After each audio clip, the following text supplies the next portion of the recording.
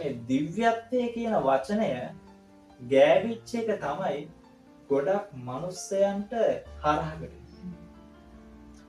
හැබැයි බුදුරජාණන් වහන්සේම දේශනා කළා දේව බඹ වැඩ වාසය කරනවා කියලා. ඉතින් ඇයි මේ දෘෂ්ටියකට අපි හසු වෙලා පහත් කරලා සලකන්නේ? අපි හැමෝම මනුස්සයාමයි තිරිසන්. මනුස්සයාමයි දෙවියන්.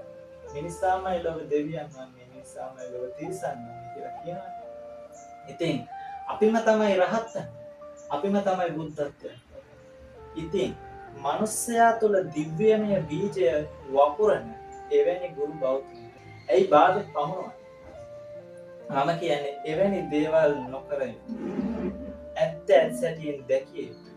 මම කියන්නේ හැකි සෑම දෙනාටම එන්න එකාවන් අත්දැක බැඳගන්න දේවසෝ සේවා මාධ්‍යයත් එක්ක දීගරු කුමාර මහත්තයත් එක්ක එකතු වන්න, දේවසෝ පවුලට එකතු වෙන්න, මේ සද්ධර්මය අවබෝධ කරගන්න. හරි සරලව සද්ධර්මය අවබෝධ කරගෙන මෙත්තා කරුණා මුදිතා උපේක්ෂා ජීවිතේ ජය ගන්න එකතු වෙන්න.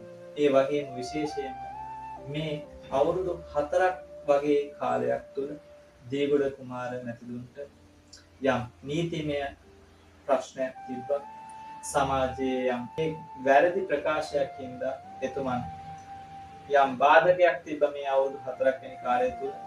මේ වෙනකොට ඇත්තටම කියන්න සතුටුයි. ඒ බාධකය ඒ නීතියෙන්ම නිදහස් කරලා එතුමා නිර්දෝෂී පුද්ගලයෙක් බවට පත් කළා. ඉතින් මම එතුමාට ආශිර්වාද කරනවා. එතුමා යන මාර්ගයේ කිසිදු බාධකයකින් තොරව ලෝක සත්‍යයට සද්ධර්මය දේශනා කරමින් ලෝක සත්‍යය මේ සසර දුකින් එතර කර ගැනීමට හැකියාව ලැබේවා. ඒ වගේම එතුමාට හැකි ඉක්මනින්ම සසර දුකින් එතර වීමට ලැබේවා කියලා තෙරුවන් සරණයි. දෙවියන් ස්තුතියි අපේ හාමුදුරුවෝ